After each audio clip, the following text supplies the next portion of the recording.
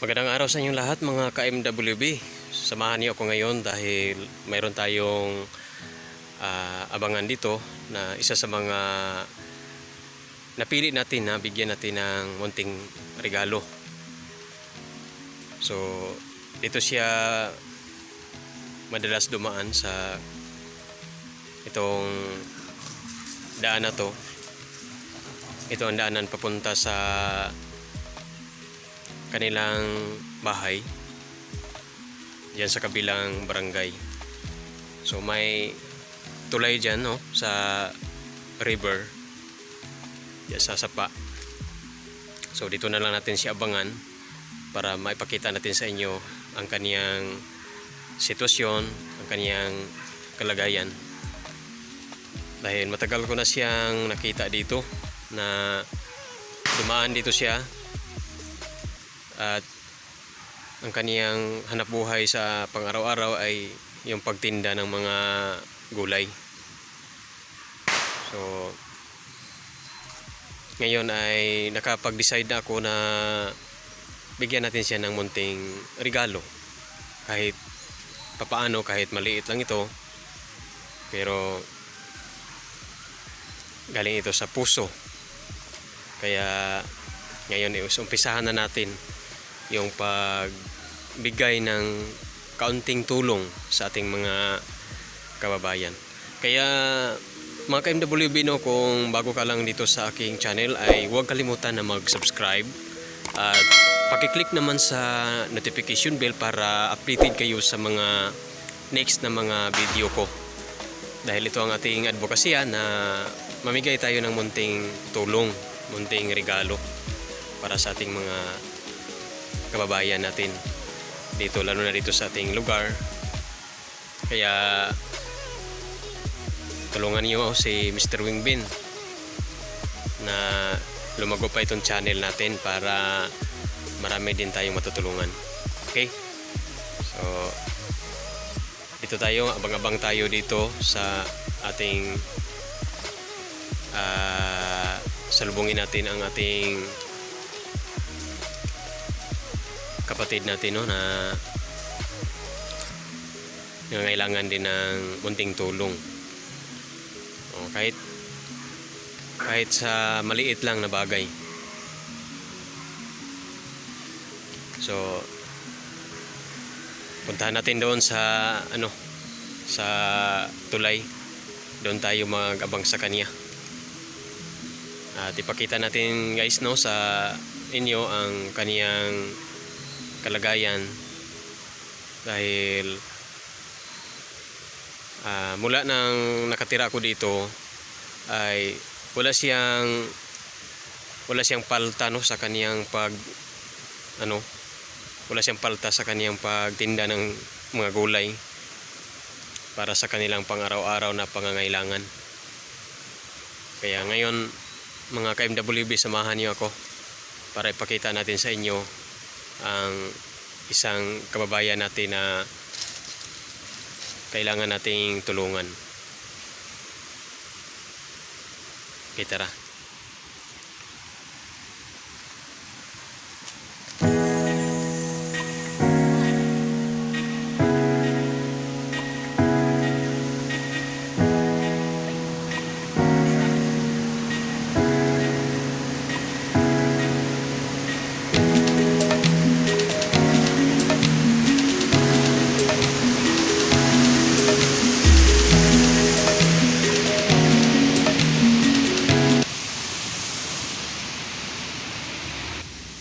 So kasama ko ngayon si Pajibar guys.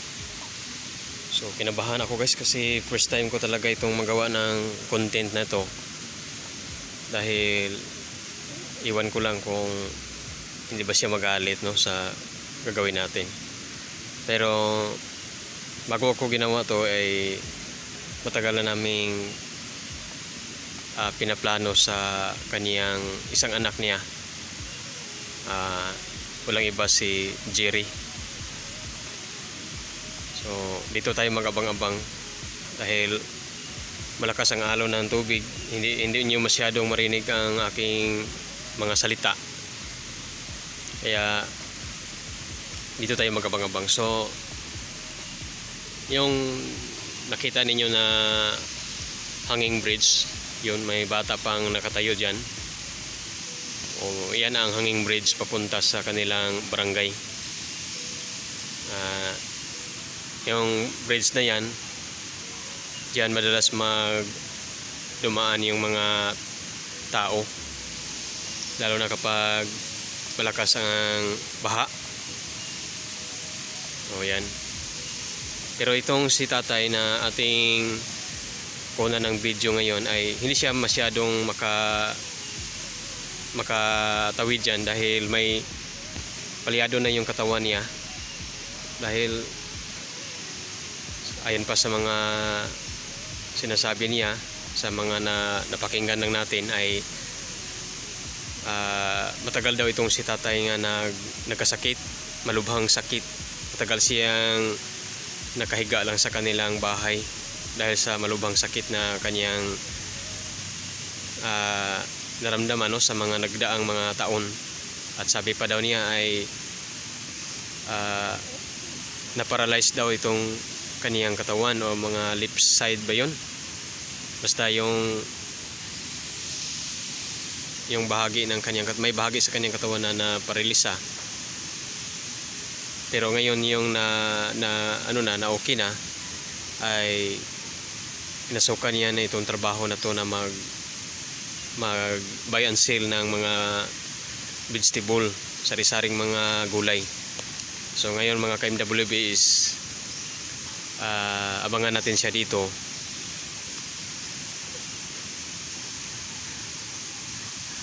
So actually itong kasama kong bata ay yan ang backup ko na para makatulong sa pag-video, dahil ganito kasi ang plano ko, na tulungan natin si tatay, no, sa pag bit-bit sa kaniyang paninda papunta sa highway. So alas 2 na guys ng hapon, pero hindi pa si tatay, hindi pa nakalakad. Pero sabi sa mga taga doon kanina, nandiyan naligo kanina, sabi nila is nandoon pa si tatay sa kanilang bahay. Siguro nag-prepare pa sa kaniyang mga gulay. Dito muna ako nakatayo sa medyo may distansya sa tubig kasi maingay ang alon ng tubig. Hindi masyado ako marinig sa aking boses. Kaya abangan natin guys tatay. So dalawa ang direction dito, dalawa ang daanan ng tao. So itong hanging bridge, yung natayuan yung bata, at saka dito sa irrigation, itong solid na sementado na tulay. Actually hindi ito tulay, ito ay isang siding sa irrigation dito. Diyan na dumaan ng mga tao. Pero kapag malakas ang baha ay hindi po yan madaanan ng tao. So ipakita ko sa inyo.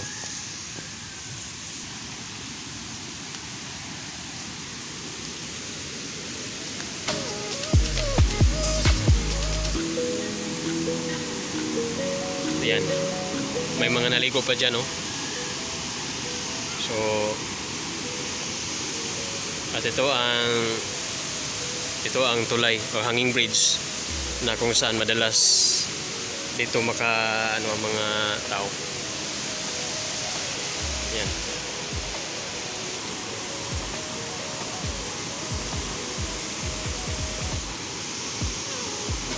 So dyan, oh, dyan ang madalas si tatay dumaan.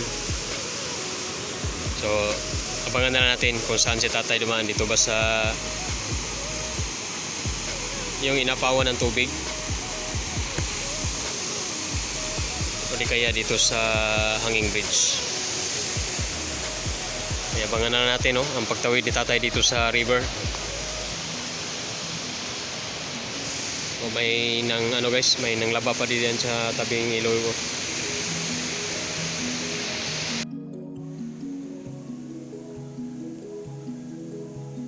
At dito, inabangan ko na si tatay para masulubong natin siya para bumili din tayo ng gulay at magpakunwari tayong bumili ng gulay para matulungan si tatay sa kaniyang pag mga dala niya.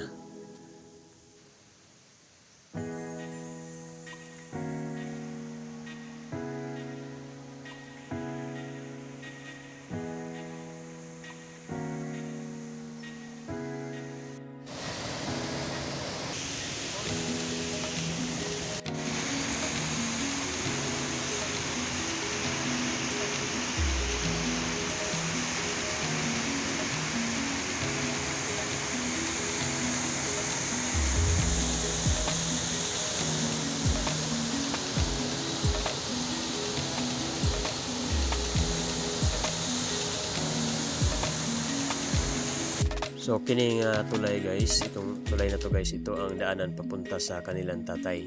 So dito muna tayo mag-abang-abang sa kanya. So itong mga bata o mga kapitbahay ito ni tatay na dumaan.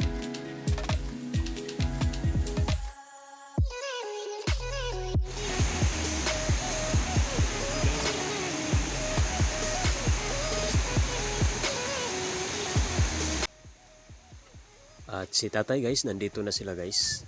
So, tingnan natin, panoorin natin sila guys. Nandito na sila.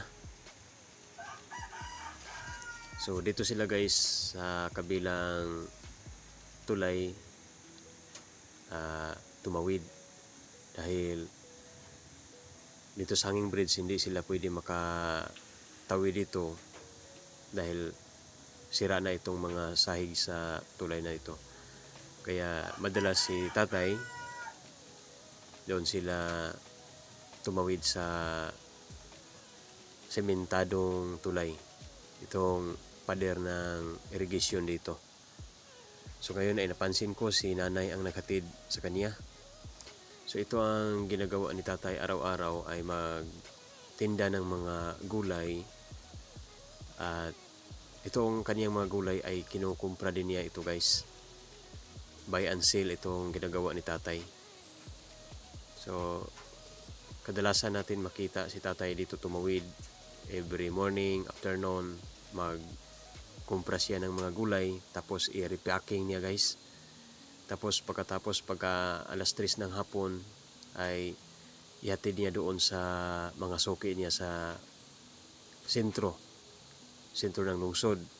Minsan maglakad-lakad lang siya sa daan, sa kalsada, at minsan din magsakay siya. Kaya ngayon guys is puntahan, panoorin natin si tatay guys, at salubungin natin si tatay mamaya para maipakita natin sa inyo ang kaniyang kalagayan, kaniyang sitwasyon dito. So ngayon si nanay ang kaniyang kasama, hinatid siya dito.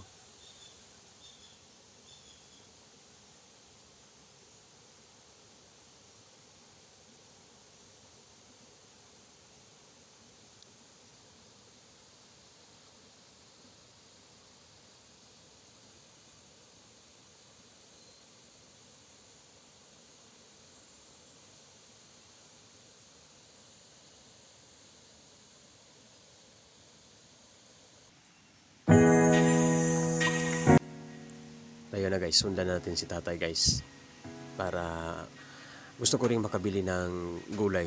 Ano kaya ang mga tinda niya ngayon? So samahan niya ako guys para makausap din natin si tatay. So ito, so minsan ang kaniyang mga anak ang maghatid niya dito, at ngayon ang napansin ko is si nanay ang naghatid sa kanya. Ano, madalas dito nila ihatid si tatay dahil mahirapan siya pagtawid dito sa river.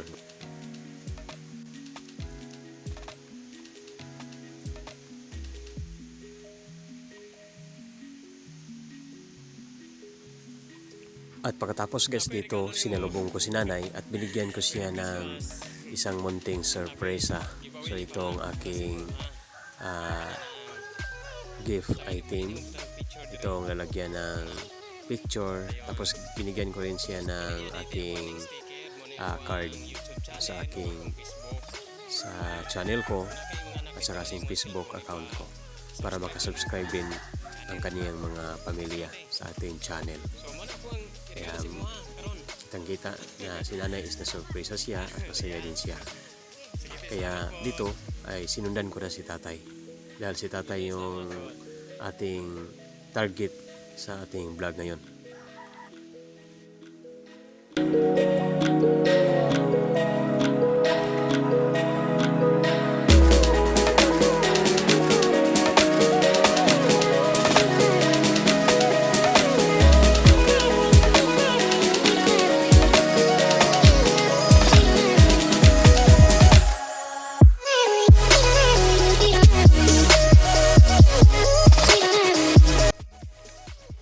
Ito guys, si tatay, hindi nakapansin si tatay na sunod ako sa kanya. Kaya panoorin nyo na lang guys, hanggang malaman ni tatay na nandito na tayo sa kanyang likuran. Pansin ko ngayon si tatay malakas na siyang maglakad. Pero alam niyo po guys, itong si tatay ay palyado na si tatay. Mayroon na siyang kapansanan sa kanyang yung left side niya sa kanyang dahil may kwento-kwento na itong si tatay ay matagal itong nagkasakit, malubhang sakit.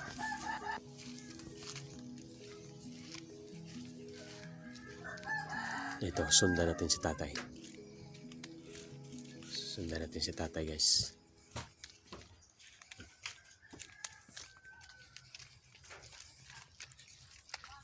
Call! Sa baligyan mo? Palitata na. Nata, tagpahog lakag. Okay.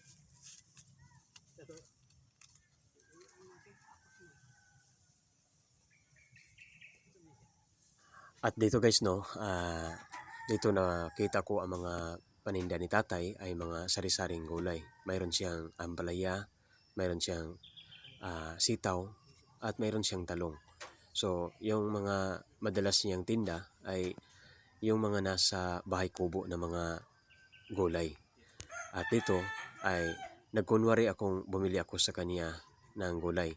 Pero sa totoo lang ay gusto ko lang na ipaabot sa kanya ang aking greetings na isang Merry Christmas.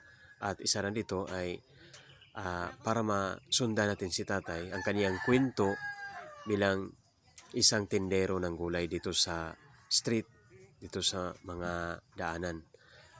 O kaya pakita natin sa inyo guys itong kaniyang sitwasyon ni tatay na ito ang madalas niyang ginagawa araw-araw.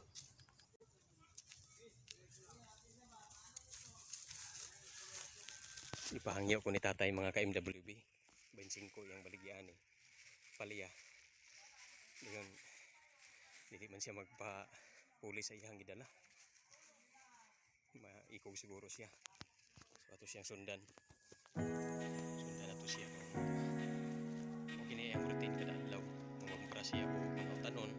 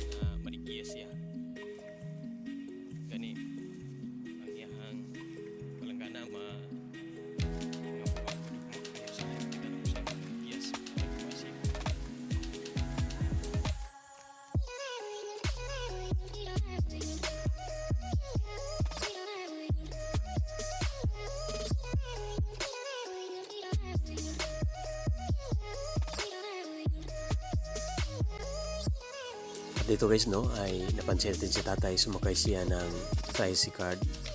So